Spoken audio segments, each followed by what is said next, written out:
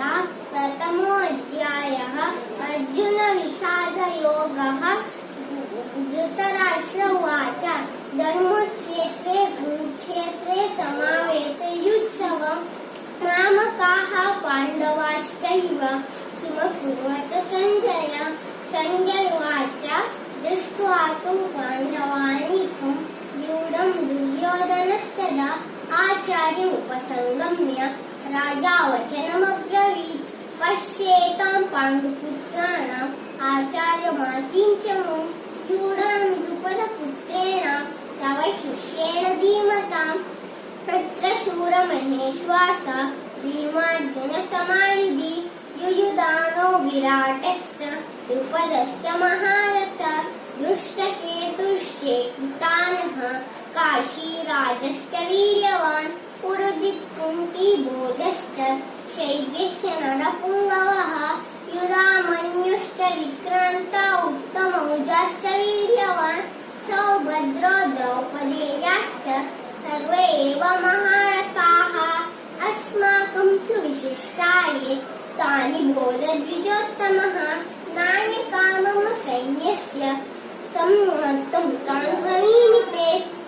भवान् भीष्मश्च कर्णश्च कृपश्च समितिञ्जयः अश्वत्थामा विकर्णश्च सौमदत्तिस्तथैव च अन्ये च बहवः शूरा मदर्थे त्यक्तजीविता नानाशस्त्रप्रहरणाः सर्वे युद्धविशारदाः। अपर्याप्तं तदस्माकं बलं भीष्माभिरक्षितं पर्याप्तं त्विदमेषेतां बलं भीमाभिरक्षितम्। अयनेषु च सर्वेषु यथावागमवस्थिता भीष्ममेवाभिरक्ष्यन्तु भवन्तः सर्व एव हि।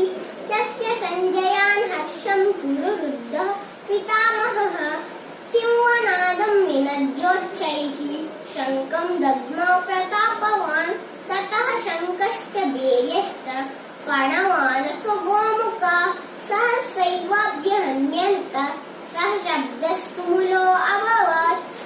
ततः श्वेतैर्हययुक्ते महती स्यन्दने स्थितौ माधवः पाण्डवाश्चैव दिव्यौ शङ्खौ प्रदद्मतुः पाञ्चजन्यं ऋषिकेशो देवदत्तं धनञ्जय पौण्ड्रं दद्मौ महाशङ्खं भीमकर्मरुकोदरः अनन्तविजयः राजा कुन्तीपुत्रो युधिष्ठिरः नकुलः सहदेवश्च सुघोषो मणिपुष्पकौ काश्यश्च परमेश्वासः शिखण्डी च महारथः धृष्टद्युम्नो विराटश्च सात्यकीश्च